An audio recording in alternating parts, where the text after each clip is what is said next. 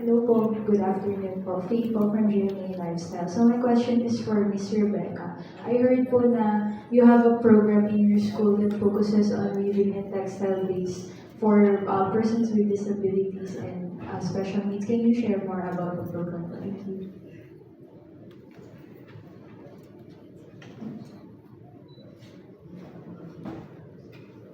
Good afternoon to everyone. Ang DOSC-NCR ay ninanyahan paaralan namin upang bumuo ng isang uri ng paghahabi at ito ay kinonekta sa PTRI. Nagsimula ang proyekto sa 10 handloom na kinilala na therapeutic handloom review. Bakit gano'n? Kasi ang mga batang may kapansanan ay may mga limitasyon. Ang pag-estilo ng kanilang paghahabi ay walang pattern, walang restriction, pagbalik, maganda.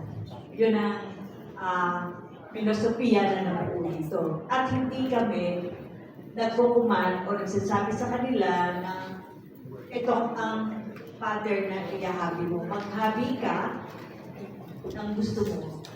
At mamili ka ng kulay na gusto mong ihabi. So, ito ay napalawak namin sa pamamagitan ng aming alternative learning system. So, ang paaralan ay nag-multiply at i-share din ito sa iba't ibang region, katulad ng Calbayog. Ito ay naghahabi sila at ang mga naghahabi rito ay mga may kapansanan sa pagdinig. Kadalasan, ang aming mga mag-aaral na mahusay mag-weaving ay ang may kapansanan sa pagdinig at yung mga estudyante namin na mayroong autism. Ganon din ang mga cerebral palsy. Nakilala ito ng napakagandang resulta sa pamamagitan ng pagkaroon namin ng training na lagi namin kasama ang PTRI at ang mga paaralan na nabanggit namin na sumuporta sa amin ay mga Calbayog, Legazpi. Ngayon, kasalukuyan, meron kami binubuong programa para sa pagtulong. Malaki na itulong sa amin ng PTRI, lalo na sa pag-angkat namin ng mga sinulit sa mababang yung po nga yung masasabi. Last question na lang po for me. It's for the whole panel po. What do you think sets Philippine textile apart globally? And why is it important that we push for it, not just as an export product, but also as a cultural product? Thank you. Maybe we can start with Minister Muhammad.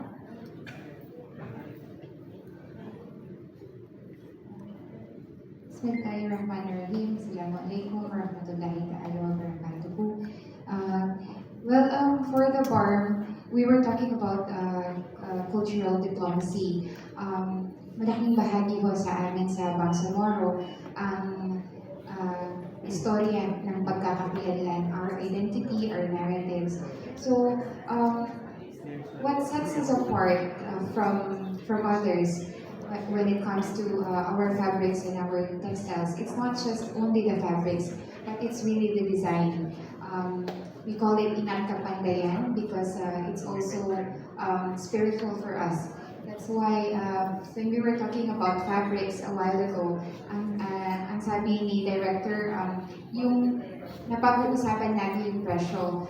But then again, maybe we also have to consider yung value na nabibigay ng design, ng naghabi. Yun yung binibigyan sana natin ng mas value doon kesa doon sa presyo. That's one. Number two, para naman po sa Bangsamoro, as the Ministry of Trade, Investment and Industry, isa kong mandato sa akin ay yung pag-develop ng isang industriya we all know na bata pa ho yung BARM, and we are trying to develop and discover other industries that we can promote, no, sa BARM. So this one, we just actually kasi I just assumed office last August ho, and yung usapin ho ng fabric, yung usapin ho ng thread na ngayon, isa ho siyang something that inspires me because sa Bangsamoro ho, sabi nga namin, malaking bagay yung naratibo at identity at pagkakakilanlan namin bilang Bangsamoro. So with this one, and in partnership with BKRI and the OST, it doesn't just it's not only an expression, it's not only a cultural expression, but it is also something that generate income. It also preserves our identity, and it also drives inclusive growth. So para sa amin ho, isang magandang industriya ho ito na pwedeng i-develop. Especially, we are also tapping on halal industry, halal modest fashion. So, malaking siya, nakikita namin na isa siyang malaking potential for BARM to invest in. So, I think doon mo sa sagot na, sa tanong na kung ano yung what sets us apart, I think it's our narrative and our identity. And also yung ingat kapandayan, because the designs are spiritual for us, that's why we really value it. So, more than the price, I think we have to see the value of the designs. So, yun ho. Thank you. Thank you very much, Mr. Mohammed. I also see Ms. Arlene Magno nodding her head over there. Maybe you'd like to share your insights also on this matter. Thank you. Yeah, for us, apart from what the minister said, there's already been a lot of talk about it, the narratives, the stories, but it is also because it is our tradition, and so we promote it because it's what makes us Filipinos.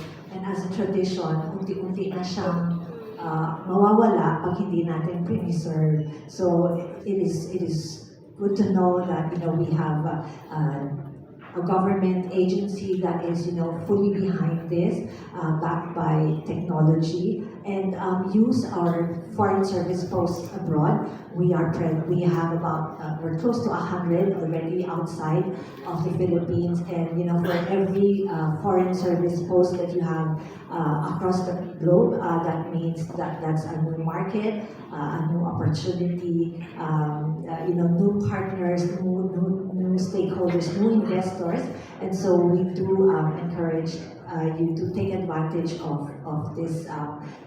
What we are able to offer to all of you. I think there is a resurgence, momentum that we should all ride on.